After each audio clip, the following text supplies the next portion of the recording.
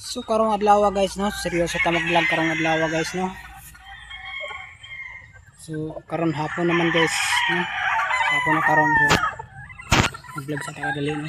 Kay nga taud-taud na pud tay trabaho. So unta diha sa Just no. Diha sa Just Jose Bad Santos Davao Occidental guys no. Unta daghan pa unta mga vlogger nga medyo niangat na diha guys no.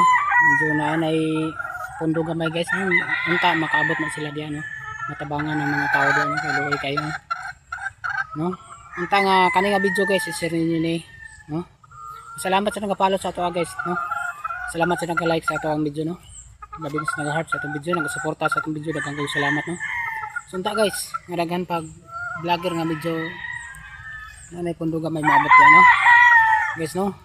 Tabang balag ginagmay guys, but please na. So dito lang ko tag tong video